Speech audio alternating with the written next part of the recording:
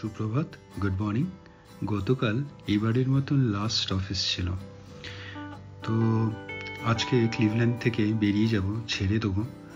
তো দেখুন, সকাল থেকে উঠেই দেখছি বৃষ্টি শুরু হয়ে গেছে, অ্যাজ ইফ ক্লিভল্যান্ডও মানে খুব দুঃখে কান্নায় ভেঙে পড়েছে আমরা ছেড়ে চলে যাব বলে। যাই হোক, এই ফেরার সময় একটু প্ল্যানিং করে নিচ্ছিলাম। আজকে অনেকটা ওই মেট্রো রেল অ্যাভেল করব আপনার নিউ ইয়র্কে, তাই জন্য একটু দেখে নিচ্ছিলাম কিভাবে যাব। ক্যাব বুক করে নিলাম এয়ারপোর্টে যাওয়ার জন্য। তো বৃষ্টি অনবরতই পড়ে যাচ্ছে, মানে আজকে প্ল্যান্সের কী হবে আমি জানি না, চলুন দেখা যাক। তো সময় মতন এয়ারপোর্টে পৌঁছে গেলাম। তো এয়ারপোর্টে এই ক্লিভল্যান্ডে বেশ ভালো দেখছিলাম, এখানে এই ওয়ার্কিং ডেস্ক টাইপের ছিল, মানে অনেকেই এখানে এয়ারপোর্টেই বসে বসে কাজ করছিল, খুব ভালো। তো প্লেনে চেপে বসলাম, বৃষ্টিতে ভালোই লাগছিল, দেখতেও সুন্দর লাগছিল। বুঝতেই পারছেন আমরা নিউ ইয়র্কে পৌঁছে গেছি। যাওয়ার সময় এই ফটোটা দেখেছিলেন আশা করি। তো এই নিউ ইয়র্কের এয়ারপোর্ট থেকে বেরিয়ে এলাম। তো আকাশটা দেখুন যা অবস্থা। ফার্স্ট গন্তব্য ছিল এই এম্পায়ার স্টেট বিল্ডিং। তো এই এম্পায়ার স্টেট বিল্ডিং একসময় নিউ ইয়র্কে টলেস্ট টাওয়ার ছিল, এখন আর নেই যদিও বা। তো এখানে ওই টিকিট কেটে উপরে অনেকটা উঁচু একটা ফ্লোরে যাওয়া যায়। সেই ফ্লোর থেকে খুব সুন্দর ভিউ আসে নিউ ইয়র্ক সিটি। আপনার টিকিটের কস্টটা অনেকটাই। তো এখান থেকে বললো যে আজকে গিয়ে কোনো লাভ নেই, কারণ পুরোটাই মেঘে ঢাকা। তাই জন্যে আর কাটলাম না, কারণ গিয়ে তো কোনো লাভ নেই ওপরে। তো এইটাও ভেস্তে গেল। তো এম্পায়ার স্টেট বিল্ডিং থেকে উপর থেকে এখন যদিও বা রাত, বেশ সকালবেলায় গেলে ওই সেন্ট্রাল পার্কটাও খুব সুন্দর দেখা যায়। আর এই রাত্রির বেলায় নিউ ইয়র্ক সিটিটা খুব ঝলমলে লাইটসে খুব সুন্দর একটা ভিউ আসে। কিন্তু আজকে আকাশটা দেখলেই বুঝবেন। তো এই ন্যাসড্যাক এটা দেখে নিশ্চয়ই বুঝতে পারছেন আমরা এখন এসে গেছি ব্রডওয়ে। তো সেকেন্ডে চলে এলাম ব্রডওয়েতে।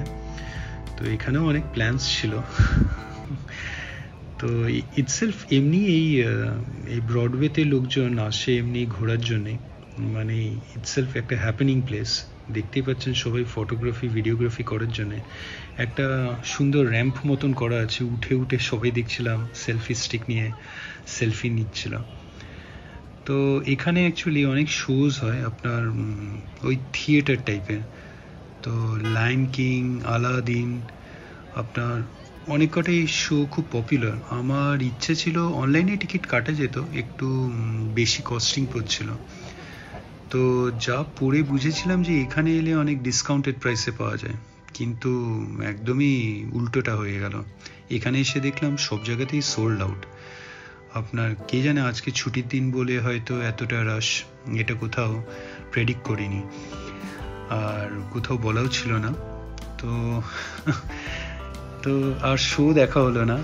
দ্য লায়ন কিং দেখার খুব ইচ্ছে ছিল, যদিও বা হাতের সময় অতটাও ছিল না। অ্যাটলিস্ট শোয়ের 70-80% দেখে হয়তো বেরিয়ে যেতাম, কিন্তু সেটাও আর দেখা মিলল না। সেটাও থাকুক, অন্য আরেকবার এসে এখানে লায়ন কিং দেখে যাব। তো বেশ ওই থিয়েটার টাইপের এখানে এই শোগুলো খুব পপুলার। আর ব্রডওয়ে শোজ তো নাম শুনে থাকবেন, খুব সুন্দর। আকাশটা দেখুন কি অবস্থা। তো এই স্ট্রিটেই, ব্রডওয়ে স্ট্রিটেই ঘোরাফেরা করলাম, ফটোগ্রাফি করলাম। দেখতে তো সুন্দর, একটা ল্যান্ডমার্ক এখানে বলতে পারেন। খাবার দোকানও ছিল।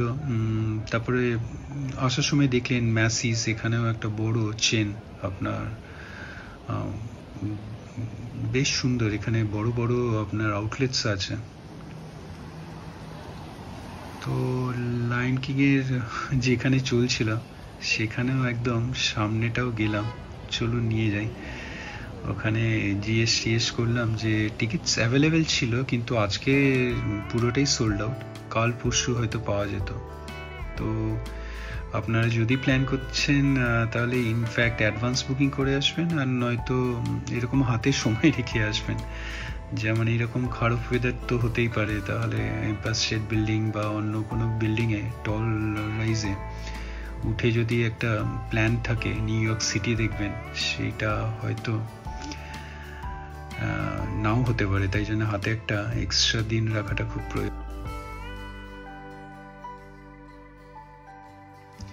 এখানে এসে কিন্তু ওই ঠিক মনে হচ্ছিল যেন মেলা বসে গেছে। আপনার অনেকেই ওই আমাদের বাংলায় যেমন ওই সাজে কালী দুর্গা বহুরূপী এর মতন যেমন, তো এখানেও এরকম ডিফারেন্সটা, এখানে কালী শিব নয়, এখানে ব্যাটম্যান, সুপারম্যান, ওয়ান্ডার ওম্যান, মানে এখানে সেজে মানে বেশ ভালো অ্যাটায়ার। তো সেজে এখানে ঘুরে বেড়াচ্ছিল, আপনি চাইলে ওনাদের সঙ্গে সেলফিও নিতে পারবেন। আর হয়তো কিছু একটা আপনার চার্জ করে, জানি না ওটা ম্যান্ডেটারি না, লোকে খুশি হয়ে দেয়। তো বেশ সুন্দর এখানটায়, সেই যেমন বললাম মেলার মতন, বেশ ভালোই কাটলো এখানটায়। এই যে লায়ন কিং এ এখানটায় শো চলছিল, একবার ঢুকে দেখলাম যদি কোনো মতে টিকিট পাওয়া যায়, মিলল না। তো আর এই লায়ন কিংটা মনে হয় যত কটা শো হয় এটাই সবচেয়ে বেশি পপুলার, ফেমাস, কারণ একটা বিশাল লম্বা লাইন পড়ে গেছিল বাইরে, বিল্ডিং এর বাইরে একটা লম্বা, সেই আমাদের যেমন ওই পুজোর সময় শ্রীলেদার্স এর বাইরে একটা লম্বা লাইন থাকে, ঠিক ওই রকম একটা লাইন পড়ে গেছিল এখানে। তো এখানেই ঘোরাফেরা করলাম, বেশ ভালো, ইভিনিংটা ভালোই কাটলো সেই অর্থে যদি দেখেন। খালি বাদ পড়লো আপনার ব্রডওয়ে শোটা।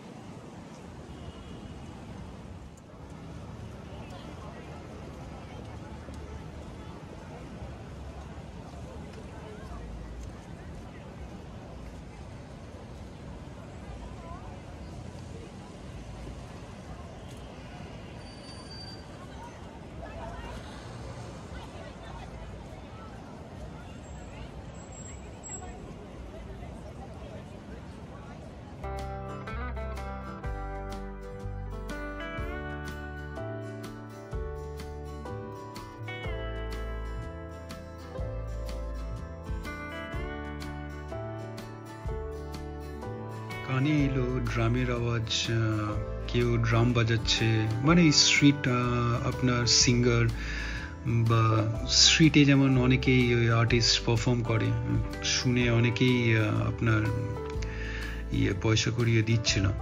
তো বেশ ভালো লাগছিল, সময়টা কেমন করে কেটে গেল বুঝতেও পারলাম না। তো আর একটু সময় আছে, মানে আমাকে তো ফিরে যেতে হবে আবার ব্যাক টু এয়ারপোর্ট নিউ ইয়র্কে, কারণ তারপরে আবার ব্যাক টু ইন্ডিয়ার ফ্লাইটটা ধরতে হবে। এখানে লেওভার টাইম অনেকটাই ছিল, তো কিন্তু ওয়েদারটা এইরকম হয়ে যাবে মানে একদম বুঝতে পারিনি।